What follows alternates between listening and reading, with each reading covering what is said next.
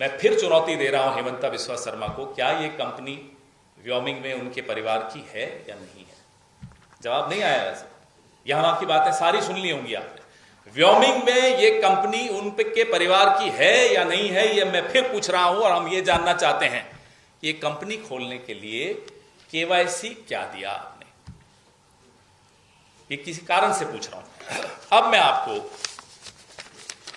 2 cell deeds, title deeds दिखा रहा हूं।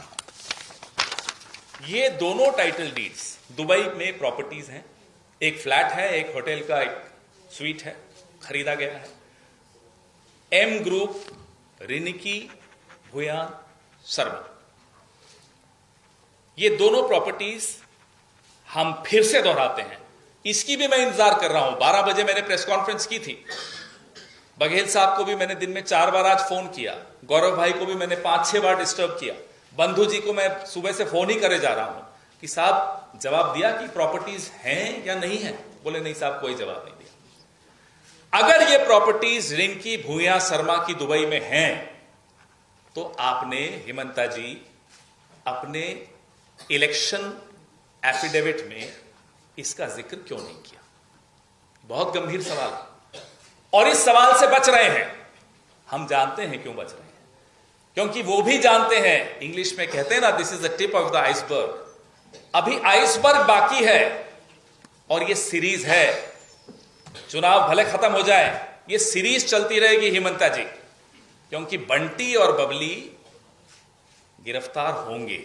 ये मैं फिर दावे के साथ कह रहा हूं, बंटी और बबली जेल में होंगे। अब वो केवाईसी इन्होंने खुद बनाई, सरकारी है, ये भी जवाब वही देंगे, हम तो नहीं देंगे।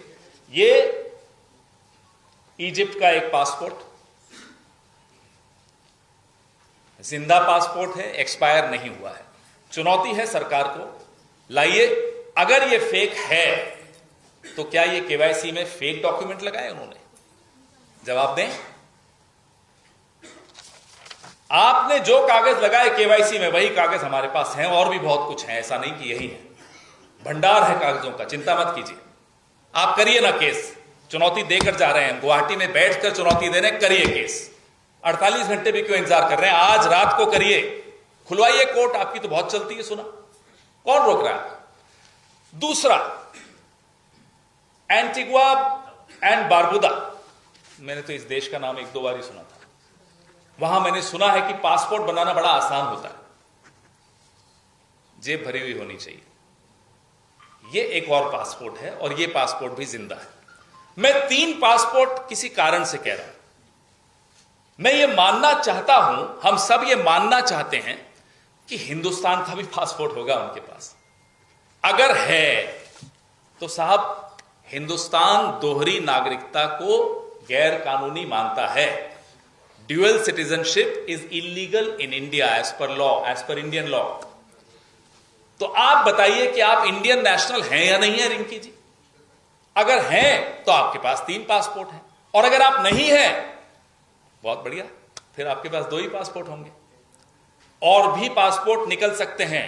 और अगर रिनिकी जी के पास 2 या 3 पासपोर्ट हैं, एक गोल्डन वीजा है, तो क्या यह सवाल जायज नहीं होगा कि हेमंता जी आपके कितने पासपोर्ट हैं? क्या आपके परिवार के बाकी सदस्यों के भी कोई पासपोर्ट्स हैं? ये जरूरत क्या पड़ी इन पासपोर्ट्स की, इन केवाईसी कागजों की? नकली हैं, असली हैं, आपने जमा किए, क्यों किए? हमें नहीं मालूम, आप बताइए।